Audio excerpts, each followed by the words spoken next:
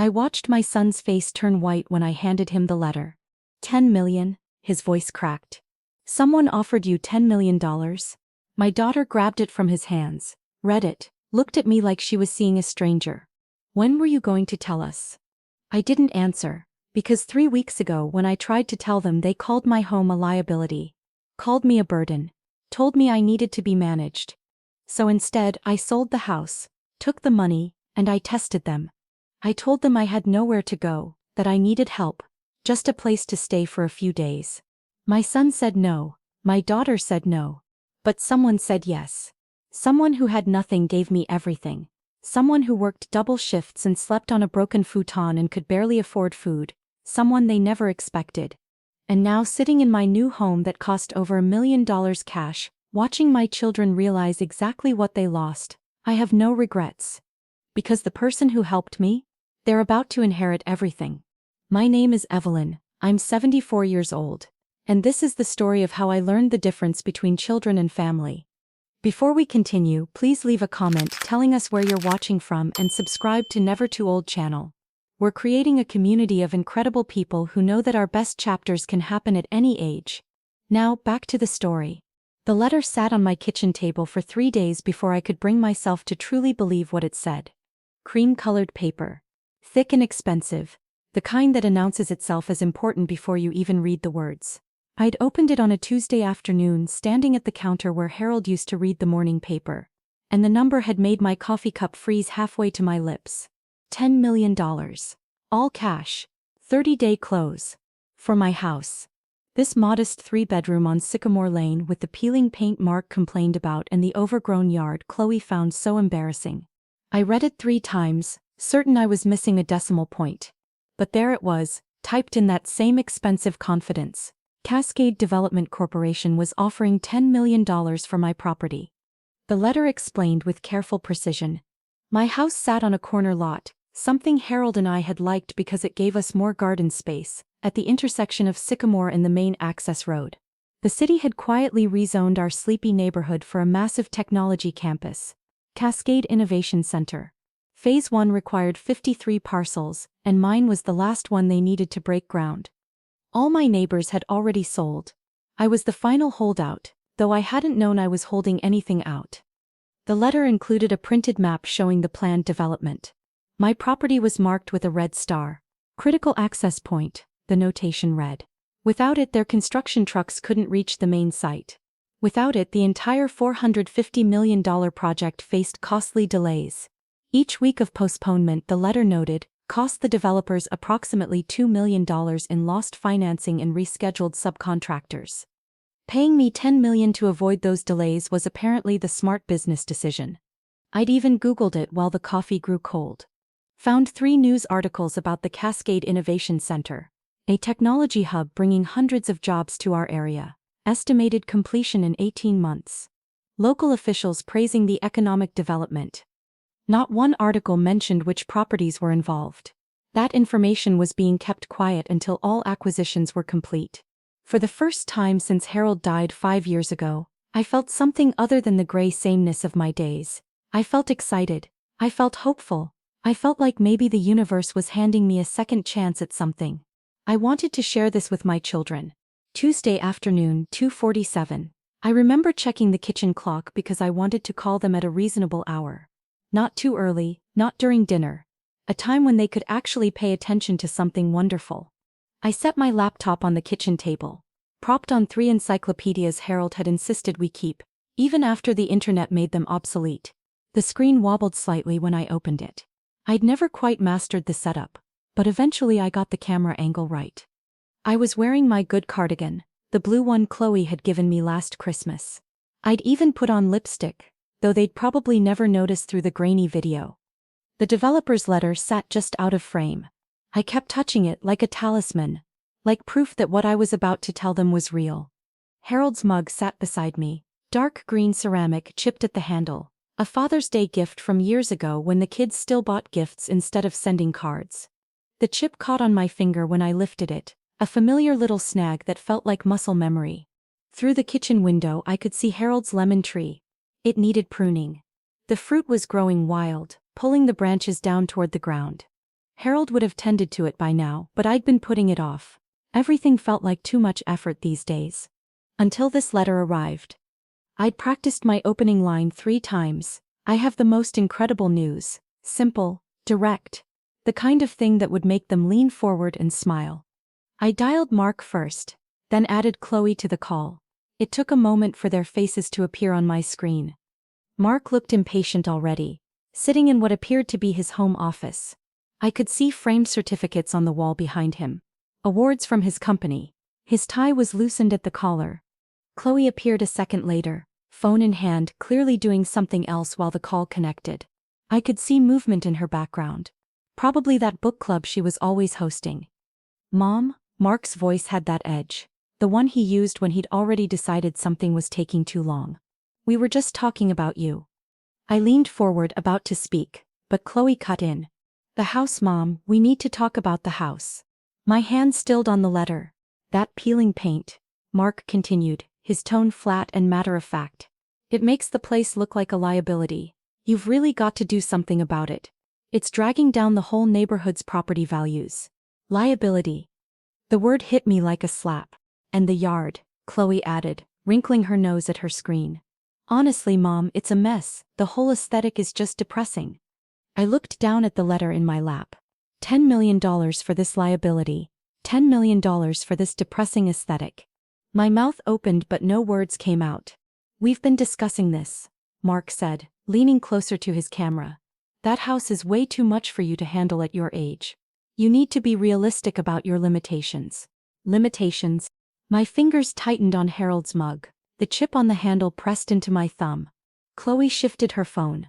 And Mom, about Alex. You need to stop sending him money. He needs to learn to support himself. I never had you bankrolling my 20s. Alex. My grandson. Chloe's son. The one person who still called just to ask how I was doing. Who remembered Harold's lemon tree and asked if it was producing fruit this year. Mark and I did it on our own, Chloe continued. Her voice carrying that particular tone of false modesty. We learned responsibility. Alex needs to do the same. The room tilted slightly. Or maybe I did. I was about to tell them I'd just been offered $10 million for this house they found so worthless. I was about to share the most exciting news I'd had in years. And instead they were telling me I was a liability who needed to be managed. The word echoed in my head. Liability. Liability. And suddenly I wasn't in my kitchen anymore. I was somewhere else. Somewhere 20 years ago. The bank. Cold marble under my feet. A withdrawal slip crumpling between my fingers. $25,000. 15 years of saving gone in 15 seconds. The teller's voice sounds distant. Professional. And how would you like this, Mrs. Carter? Cashier's check, I hear myself say. Mark doesn't notice. He's already on his phone, texting the real estate agent about his down payment. His first house, his future, built on my past. He never asks where the money came from, never pays it back, never mentions it again. 20 years later, he calls my house a liability. The memory shifted. A different building, dusty and small. The consignment shop smells like old paper and regret. Harold's mother's locket sits in my palm.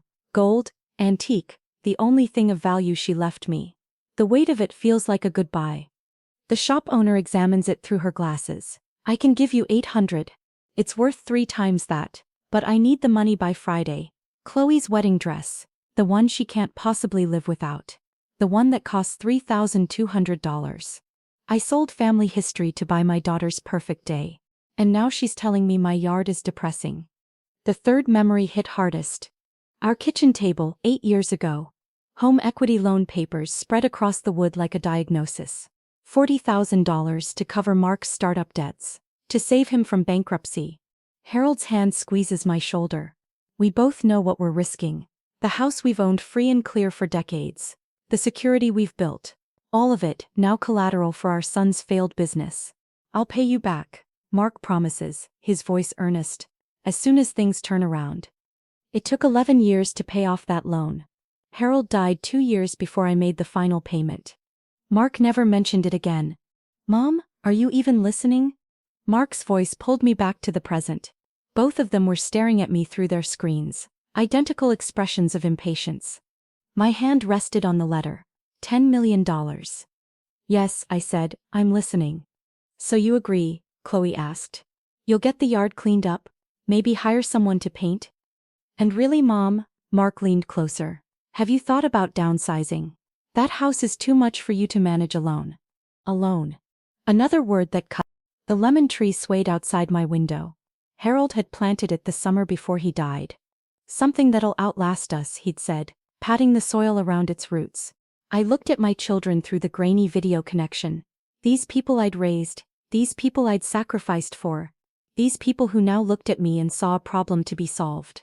I called to tell you something, I said. Can it wait? Chloe glanced at something off-screen. I have my book club starting in 15 minutes. It's just, I started. Look, Mom, Mark interrupted. We're trying to help you here. You can't just ignore these problems forever. Something cold and clear formed in my chest. A thought. A realization. A decision. I looked at the letter one more time, then at my children's faces on the screen, then at Harold's chipped mug. I need to go, I said quietly. Think about what we said, Mark ordered more than asked. About the house. I nodded. Smiled the way you smile when you're too tired to argue. And ended the call. The kitchen was suddenly silent. Just me and Harold's mug and the letter worth $10 million that my children would never know about. Not yet. First, I needed to find out who they really were. I walked to Harold's desk in the study and pulled out a legal pad. At the top I wrote 3 words. The test. Below it. Gas leak. Condemned house. Nowhere to go. Simple. Direct. Immediate need. Not about money, about shelter, about safety, about whether my children would be there when I needed them. I folded the letter carefully and placed it in Harold's desk drawer. The one with the lock. The one only I had the key to. Tomorrow I would call the developer and accept their offer. Quietly, carefully, with no one knowing until I was ready. But tonight I would plan my test. Peter Alvarez's office smelled like leather and old paper. The kind of place that took itself seriously. I'd known Peter for 30 years, since he handled Harold's business incorporation back when we still thought Mark might take over the company someday. His secretary showed me in at 9:15 Monday morning. Peter stood when I entered, his face showing concern. I probably looked as tired as I felt. 2 days of planning this test hadn't left much room for sleep. Evelyn, he said, gesturing to the chair across from his mahogany desk. Is everything all right? I placed the developer's letter on the polished wood between us. He picked it up, read it once, then again, then looked at me with eyebrows raised. 10 million. I want to accept, I said, quietly. Quietly. No one can know, not until I'm ready. Peter studied me for a long moment. He'd seen me through Harold's death 5 years ago. Through the refinancing of that home equity loan Mark never knew I took out for him. The one that took me 11 years to pay off. Peter was good at reading between lines, and he was even better at not asking unnecessary questions.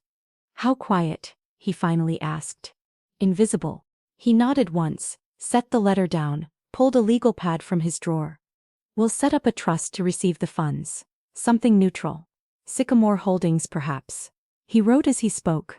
Papers signed here, not at your home. Money transferred electronically. I'll handle the closing with the developer's representatives directly. How long before it's public record? 7 days after closing. That's standard for property transfers in this county. 7 days. A week to complete my test and make my decisions before the world knew I was a millionaire. Let's do it, I said. The signing took 2 hours. Page after page of documents, each one requiring my signature, my initials, my acknowledgement that I understood what I was selling and for how much. My hand shook on some of the pages. Not from fear, from the weight of what I was doing. I kept touching Harold's wedding ring. I wore it on a chain around my neck, hidden under my blouse. The metal was warm against my skin, warmed by my own body heat. I pressed it through the fabric whenever my hand needed something to hold onto. The developer's representative arrived at 11:30. A woman in a gray suit, professional and efficient. She placed a cashier's check on Peter's desk. $10 million, reduced to a slip of paper. We'll begin clearing the site within the next 2 weeks, she said. Her tone professional. You'll want to remove any personal belongings before then. I nodded, signed the final paper, handed over my keys. The keys Harold and I had used for 42 years. The ones that opened the door to the home where we'd raised our children. Celebrated anniversaries, mourned losses, built a life.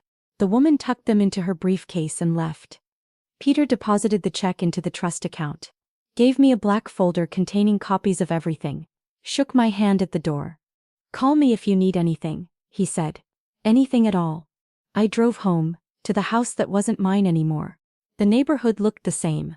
Mrs. Brown watering her roses next door, though her house had already been sold too. The Johnsons' dog barking from their backyard, though they'd moved out last month. Everything looked normal, but nothing was. I walked through the empty rooms one more time, stood in the doorway between the kitchen and the living room, where Harold and I had marked the kids' heights on the frame. Little pencil lines with dates. Mark, age 7, Chloe, age 5. The developer would paint over those or tear the whole thing down. I sat in Harold's chair by the window. The one where he'd read the newspaper every morning for 30 years. The lemon tree swayed outside, heavy with fruit. He'd planted it the summer before he died. "Something that'll outlast us," he'd said.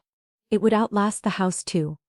I didn't cry until I was back in my car, sitting in the driveway looking at the home I'd just sold. Then the tears came, hot and fast, for everything that was ending and everything that was about to begin. Wednesday evening, 2 days after the sale closed. I sat at Harold's desk with a legal pad and a pen. The gas company had come that morning for a legitimate inspection. Found nothing wrong, as I knew they would, but they'd given me paperwork. Official forms on company letterhead stating they'd performed the inspection. That paperwork sat beside me now. I wrote out my script, word by word. Practiced it 3 times out loud, listening to my own voice, adjusting the tone. I needed to sound scared but not hysterical. Desperate but not manipulative. Just a 74-year-old woman who needed help from her children. Just a mother who wanted to know if her children would be there when it mattered. My phone sat on the desk, dark and silent. I picked it up, put it down, picked it up again. In my contacts, Mark, Chloe, Alex. I would call Mark first. He was the oldest, the one who liked to be in control, who needed to feel like he was handling things. If I called Chloe first, she'd just tell me to ask Mark anyway. My finger hovered over his name. Thursday morning, 10:30. I pressed call. The phone rang once, twice, 3 times, 4. "Mom," Mark's voice carried that edge of impatience, the same tone from our video call. "I'm in the middle of something." I took a breath. Let my voice shake just a little. It wasn't hard. The fear was real. Even if the gas leak wasn't. "Mark, I need your help." The words came out exactly as I'd practiced. "There's been a terrible gas leak. The inspector was here yesterday. He says the whole system needs to be replaced, and the house isn't safe. He's condemned it until repairs are done." Silence on the other end. Not the concerned silence of someone worried about their mother. The annoyed silence of someone calculating how this would affect them. A gas leak? Are you kidding me? Not "Are you okay?" Not "Where are you now?" Just annoyance. "Mark, I'm not kidding. The house is condemned. I can't stay here. I need somewhere to go, just until the repairs are finished." "Mom, this is exactly what I was talking about." His voice rose slightly. "That house is falling apart. This is what happens when you don't maintain things properly. This is what happens when you ignore problems." I closed my eyes, counted to 3. "I need somewhere to stay, just for a few days while they fix it." "Absolutely not." The words hit like a door slamming. "Laura and I are in the middle of refinancing. We're pulling equity out for a new SUV. The Toyota dealership has the exact model we want. But the financing depends on our debt-to-income ratio being perfect. Having you here would completely mess up the application. They'd want to know who else is living in the house. It would change everything." A new SUV. They were refinancing their house for a new SUV. And that was more important than giving me a place to sleep. "It's just for a few days," I said again. "I wouldn't be in the way." "The timing is terrible, Mom. We close on the loan Friday. I can't have anything disrupting this." "Mark, I have nowhere else to go. There are extended stay motels. Use one of those, but I cannot have this disrupting my finances right now. I have to go." The line went dead. I sat there holding the phone against my ear, listening to silence. Harold's photograph smiled at me from the corner of the desk. Taken at the beach 10 years ago, before the cancer. Before everything changed. My hand trembled. 1 down. 1 to go. Thursday afternoon. 2:15. I dialed Chloe. She answered immediately, which was unusual. She almost never picked up on the first ring. Mom? She answered. Chloe, something's happened. I used the same script, the same trembling voice. The gas leak, the condemnation, the need for somewhere to stay. I heard her sigh. That particular sigh, the one I'd been hearing since she was a teenager. The one that meant I was about to become an inconvenience. Oh, Mother. You're always such a burden. Burden. The word she'd used on the video call. The word that cut deeper than she knew. My book club is meeting here all week. Tuesday through Friday we're doing a whole series on mindful living. The guest room is my meditation space now. I just had it feng shuied. Everything is perfectly balanced. The energy would be completely wrong with you there. Chloe, I have nowhere else to go.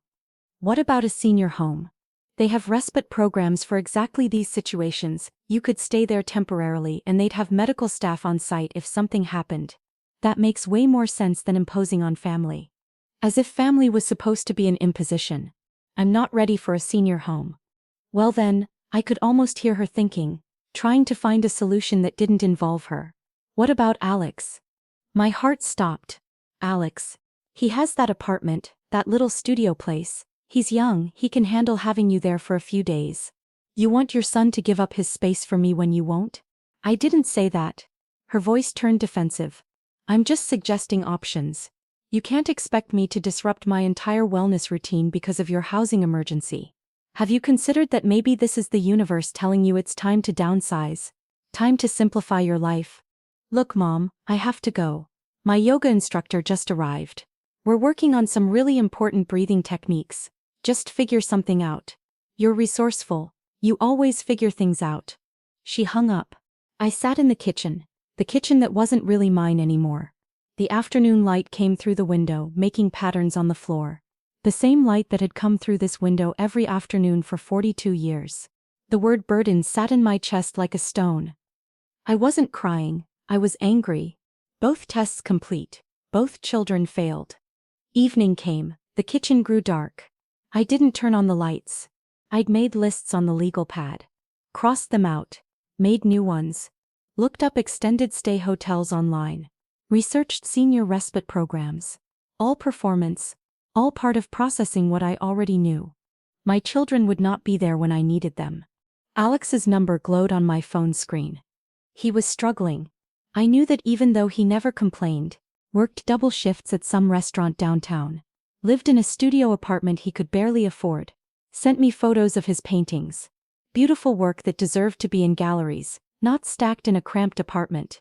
I didn't want to call him, didn't want to burden him with this, didn't want to test him the way I'd tested his mother and uncle. But I had no one else.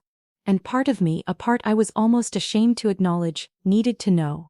Needed to know if there was one good person left in this family. One person who understood what family was supposed to mean. The test wasn't over yet. One more call to make. I pressed Alex's name. The phone rang. The phone rang once, twice, 3 times, 4. Then noise erupted through the speaker, clattering dishes, shouting voices, the chaos of a restaurant kitchen in full swing. Someone yelling order up over the sound of a fryer sizzling and pans hitting metal surfaces. Grandma? Alex's voice was breathless, surprised.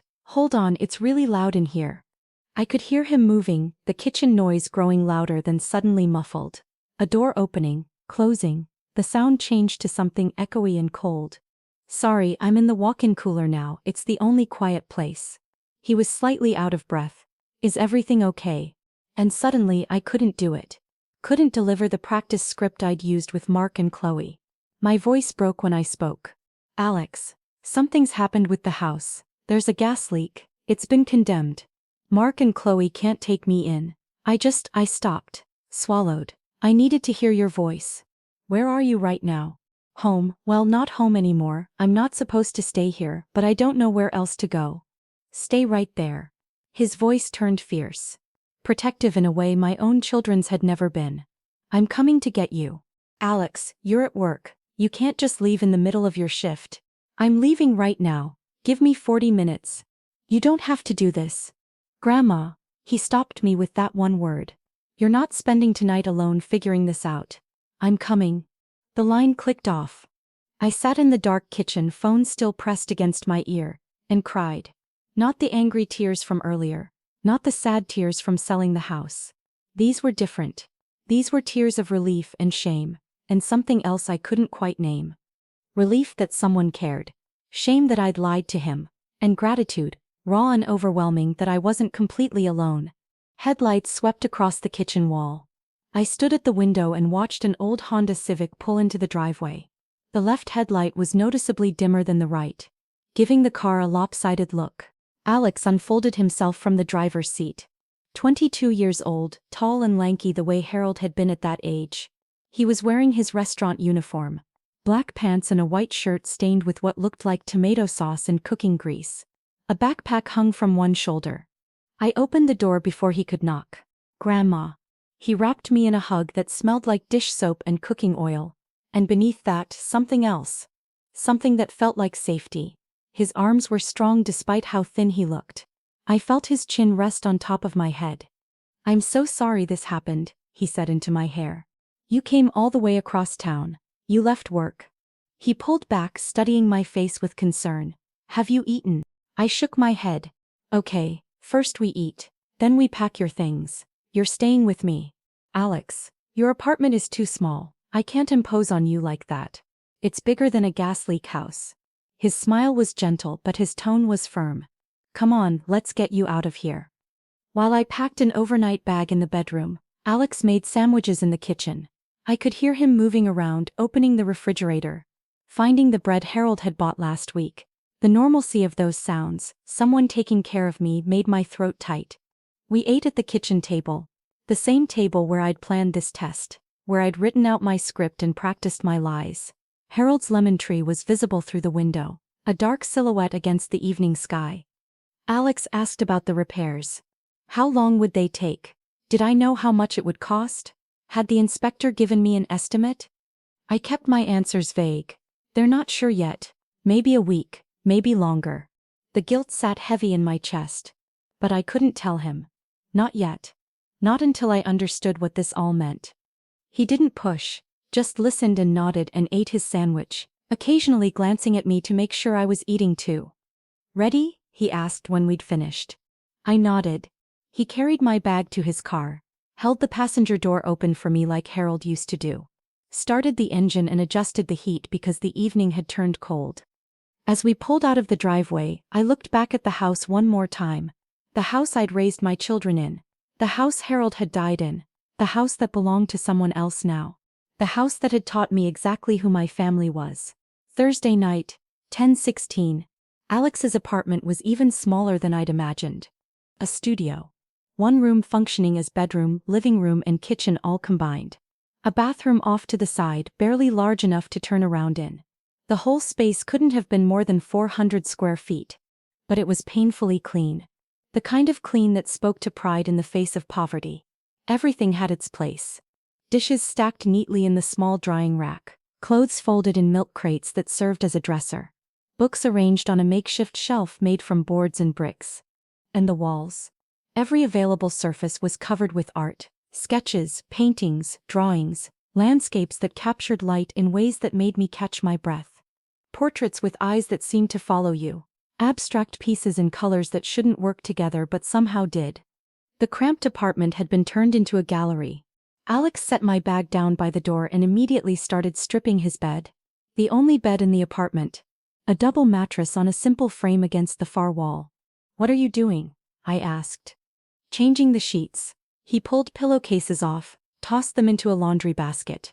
You take the bed, I'll sleep on the futon. I looked at the futon, lumpy and threadbare, pushed against the opposite wall beneath a window. It looked like something rescued from a curb on trash day. Absolutely not. Alex, this is your home, I'll take the futon. He stopped what he was doing, stood there holding a fresh pillowcase, looked at me with Harold's eyes.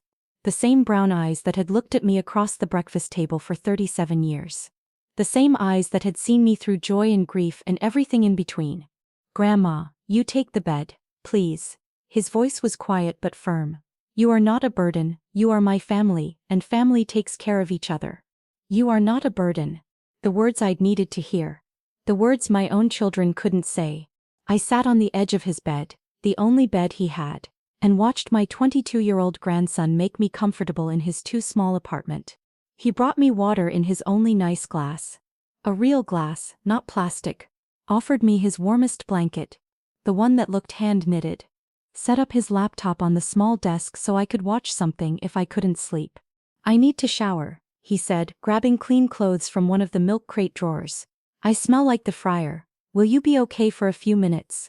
I'll be fine. After the bathroom door closed and I heard water running through the pipes, I looked around the apartment. Really looked. The kitchenette consisted of a hot plate on a counter and a mini refrigerator that hummed loudly. I opened it without thinking, then immediately felt guilty for snooping. But what I saw made my chest ache. Milk, eggs, a container of leftover rice, 2 apples, condiments in the door. That was it. A stack of art supplies sat on the desk. Brushes in a jar, tubes of paint, some squeezed nearly flat. Canvas boards leaned against the wall. Everything worn from use but carefully maintained. His shoes sat by the door. 1 pair of work shoes. The black non-slip kind restaurant workers wear. 1 pair of sneakers with soles held together by super glue. The repair obvious and careful. On the desk, partially hidden under a notebook, I saw papers. A budget spreadsheet. Rent $847. Food $200. Art supplies $150. Utilities $100. Phone $50. Tuition payment $300. Every dollar accounted for. Nothing left over. Pinned to the wall above the desk was a letter. I stood up to read it without touching it. An acceptance letter to a summer program at some prestigious art school. We are pleased to offer you. The date was from last year. He'd been accepted but probably couldn't afford to go. Below that, a photograph, Alex and a woman I recognized as Chloe. Though it must have been taken years ago. They were both smiling, before whatever had happened between them happened. The shower turned off. I sat back down on the bed. Alex's bed. The bed he was giving up for me. In this apartment he could barely afford, with food he didn't have enough of. Working double shifts to pay for an education his mother thought was a waste. He gave me everything he had. And my children, with their big houses and new SUVs and meditation spaces and refinancing plans, had given me nothing. The test was over. I had my answer. Alex emerged from the bathroom in clean clothes, his hair still damp. He sat on the futon and I could tell immediately it was as uncomfortable as it looked. The springs creaked. He shifted, trying to find a position that didn't hurt. Are you sure you don't want the bed? I asked. That looks awful. I'm fine, I've slept on worse. He smiled. Do you need anything else? More water? Another blanket? I'm fine. Thank you, Alex, for everything. Of course. We sat in silence for a moment. The only sounds were the humming refrigerator and traffic from the street below. Can I ask you something? I said. Anything. How are things, really, with school, with work, with everything? He leaned back against the wall, considering his answer. It's good. Tough sometimes, but good. My painting professor thinks I have real potential. There's a student gallery show next month and he wants me to submit 3 pieces. That's wonderful. Yeah, his face lit up when he talked about his art. The exhaustion disappeared for a moment. I've been working on this series about family. What it means, what it should mean versus what it actually means. It's been... and work.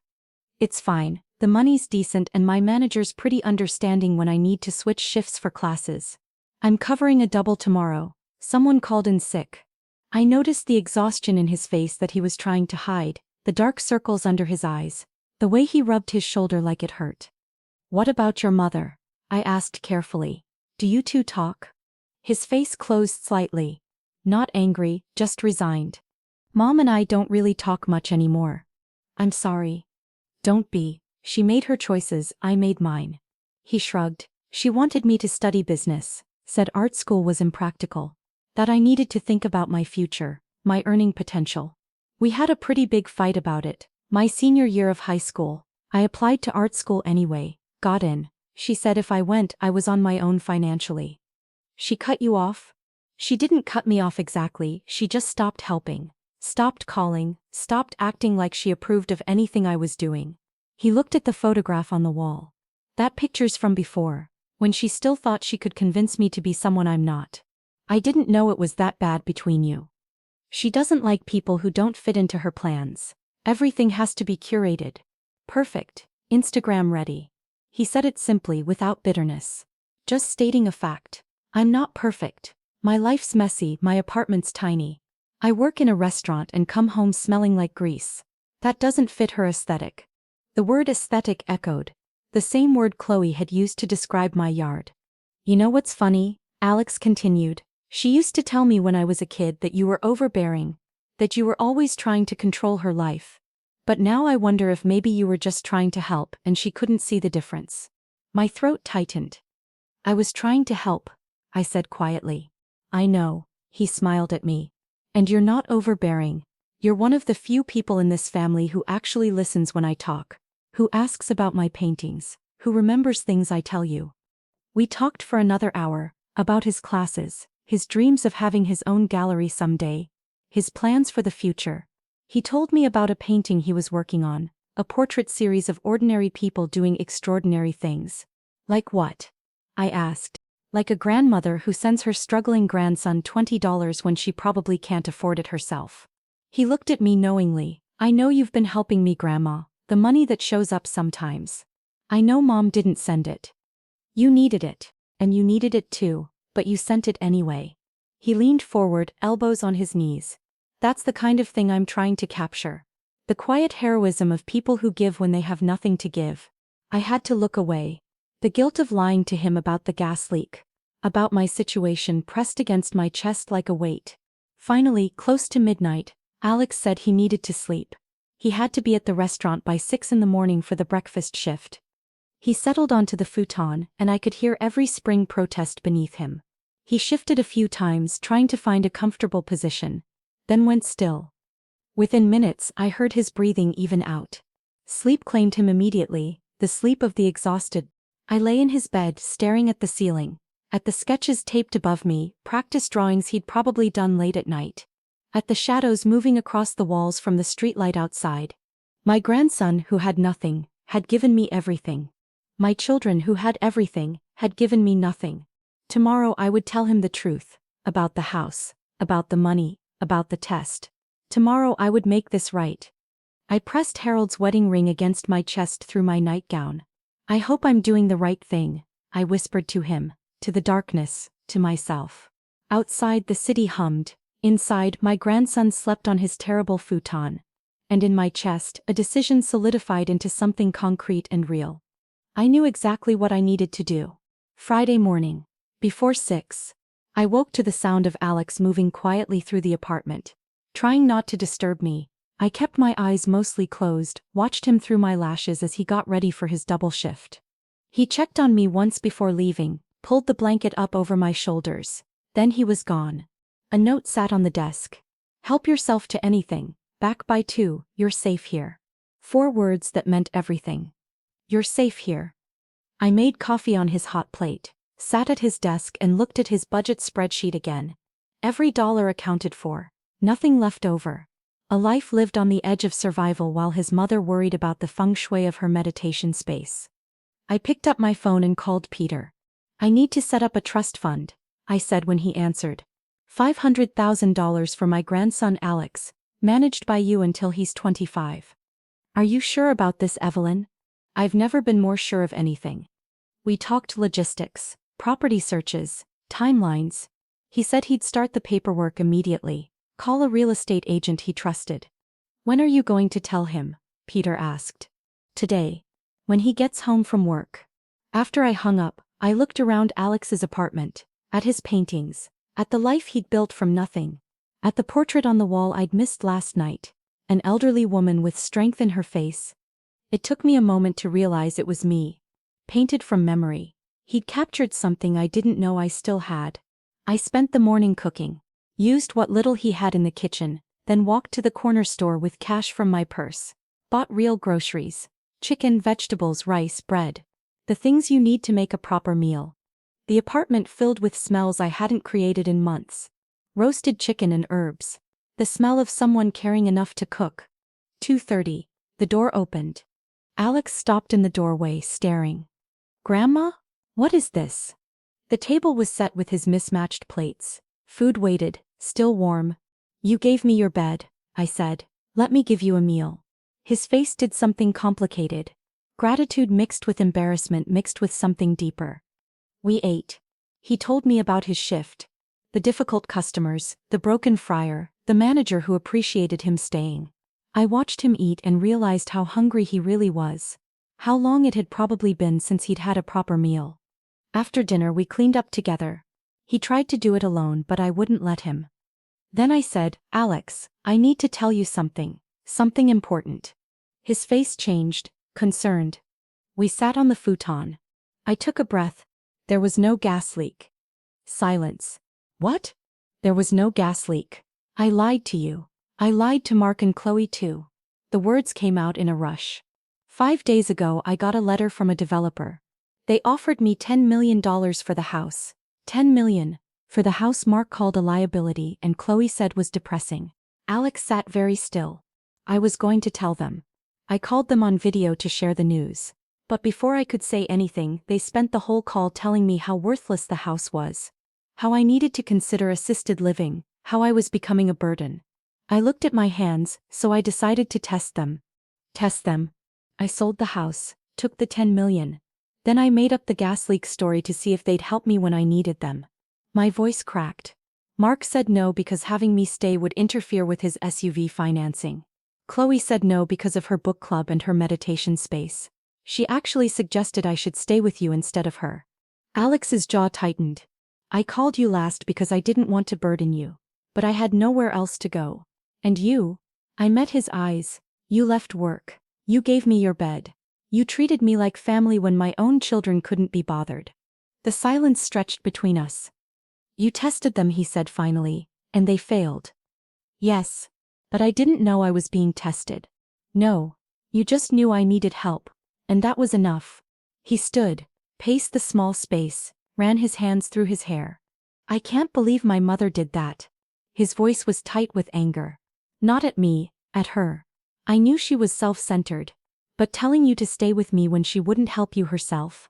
When she knows I can barely afford this place. Don't apologize for them. What are you going to do now, with the money, with them? I've already started. I told him about the call to Peter. The trust fund. $500,000. His face went pale.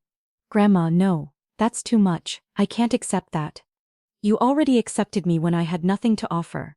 This isn't payment, this is investment, in someone who deserves it. I explained the rest. The property search. A duplex or 2 homes near each other. One for me, one for him. In his name, full ownership. Studio space for his art.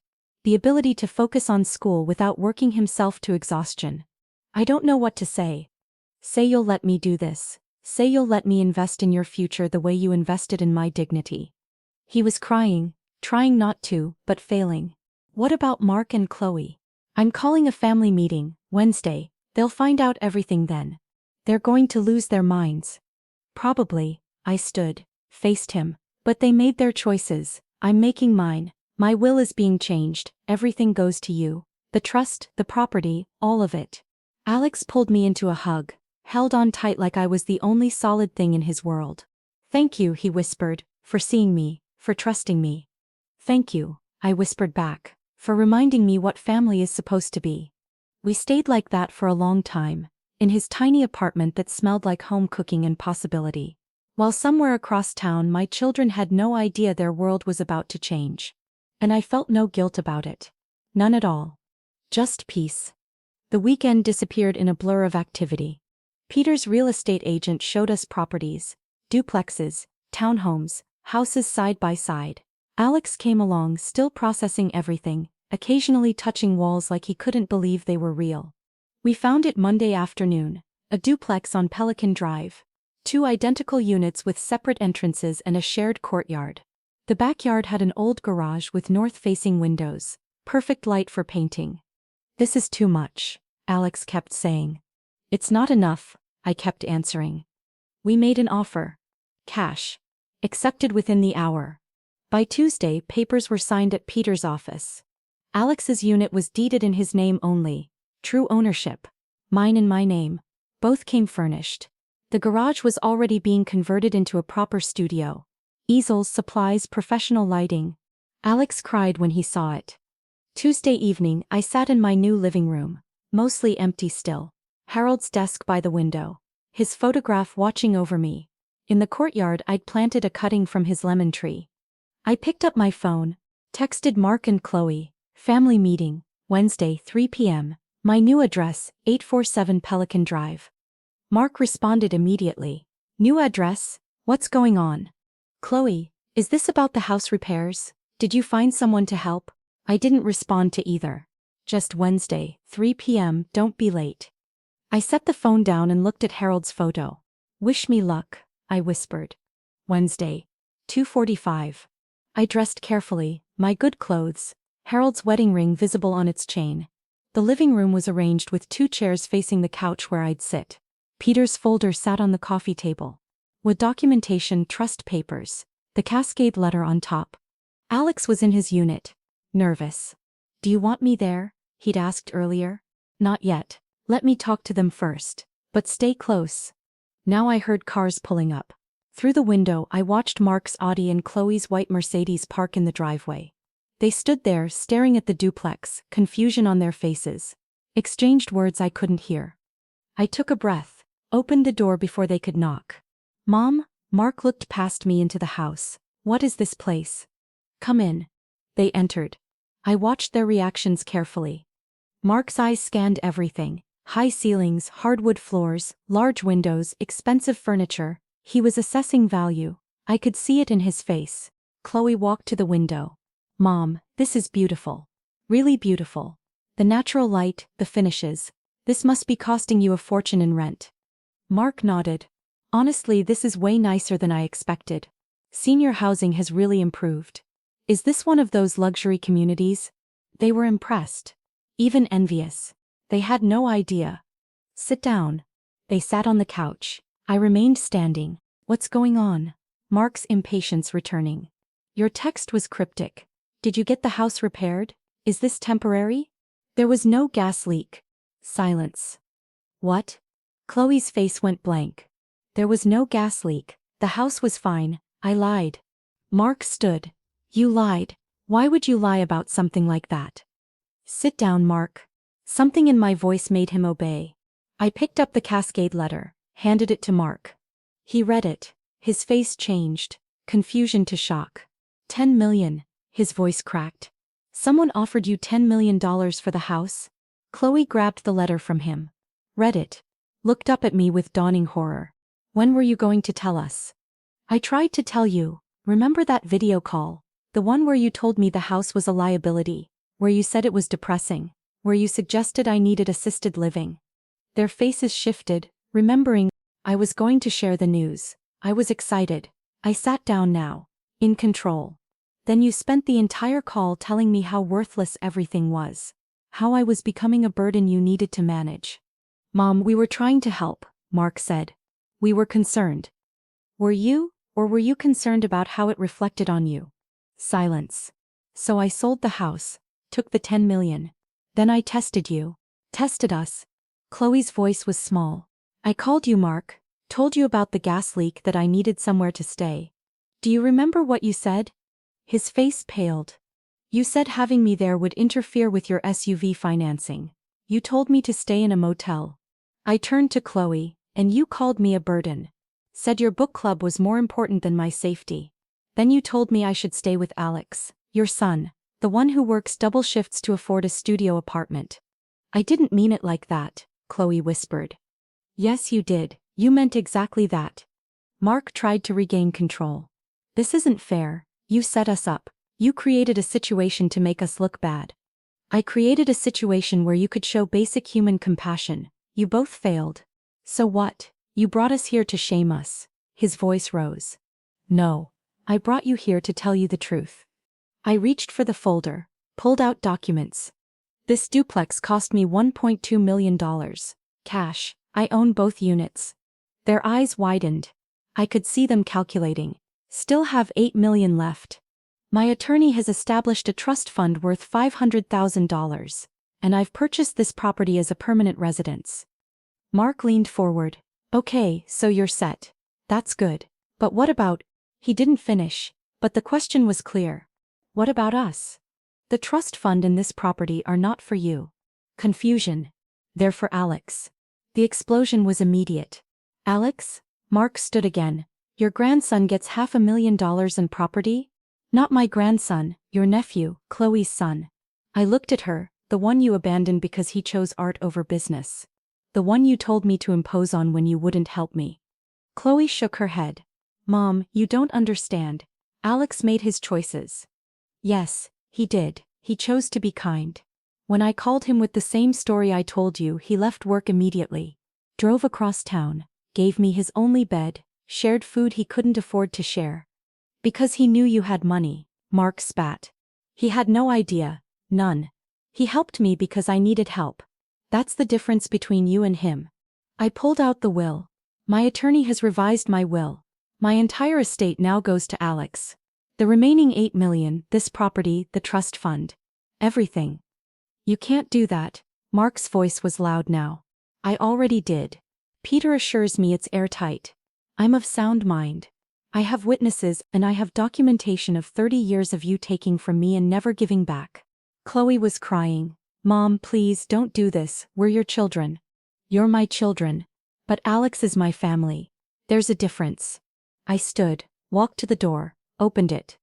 This meeting is over. They didn't move at first, just stared. Get out of my house. Mark grabbed Chloe's arm, pulled her up. They walked to the door in shock. Mark stopped in the doorway. You'll regret this. The only thing I regret, I said quietly, is not seeing who you really were 30 years ago. I closed the door, locked it. Through the window I watched them stand in the driveway, arguing, gesturing, Mark's face red with anger, Chloe's makeup running. They got in their cars, drove away. The silence was complete. I walked to the courtyard door. Opened it. Alex was standing there, had clearly been listening. It's done, I said. He pulled me into a hug. And for the first time in weeks, I felt the weight lift. 3 months later, New Year's Day. Alex and I stood in the courtyard watching the sunset paint the sky orange and pink. The lemon tree cutting I'd taken from Harold's tree had taken root. Small but growing. Through the garage windows I could see his studio, canvases in progress. The life he was building. Mom called again, he said quietly. Did you answer? No. Did you? No. Mark had tried to contest the will. Peter shut it down within a week. The calls had stopped after that. Chloe still left voicemails. I didn't listen to them. I start full-time next week, Alex said, changing the subject. I know, how does it feel? Strange, good strange, he smiled. A local gallery had asked to see his work. His professor thought he had real potential. Everything was changing. We stood together in the fading light. Peaceful. Mornings now had a rhythm. I made coffee. Alex was already in his studio by the time I woke, working on his portrait series. He called it Shelter. One painting showed an elderly woman standing by a window, strength in her tired face. Another showed a young man sleeping on a lumpy futon, having given away his bed.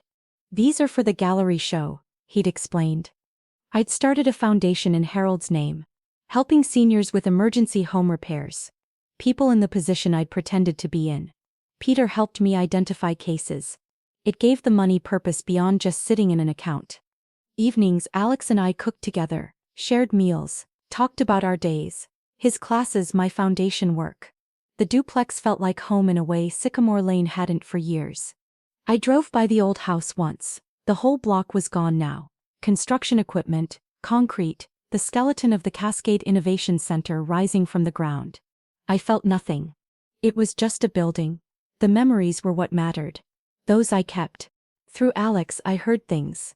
Mark and Laura were fighting, money problems. They'd been counting on an inheritance that never came. Chloe's wellness center plans had fallen through. She'd needed my investment to make it work. I felt no satisfaction in their struggles, no joy in their pain. Just peace. And certainty that I'd made the right choice. Spring came, 6 months after the confrontation. Alex's gallery opening was tonight. He stood in front of the mirror, nervous, fumbling with his tie. Let me, I said, fixing it the way Harold had taught me. What if no one comes? He asked. Someone will come, I'll come. He laughed, hugged me. The gallery was small but beautiful. His paintings displayed on white walls, shelter prominent in the center. People arrived, his professor classmates, strangers who'd seen the advertisement. They admired his work, called him talented, promising. The gallery owner talked about future shows. I stood back watching Alex shine. 6 months ago I'd made a phone call that changed everything. Created a test that showed me exactly who my children were.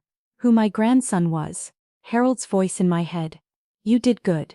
Alex found me in the crowd, grinned, mouthed thank you. I nodded. Somewhere Mark and Chloe were living their lives, making their choices, living with their consequences. But here, in this moment, I had everything I needed. Family that chose each other. Love that was earned, not expected. Peace that came from knowing my worth. So, that's my story. I'd love to hear what you think. Was I too harsh cutting my children out of my will completely? Let me know in the comments, and subscribe for more stories like mine.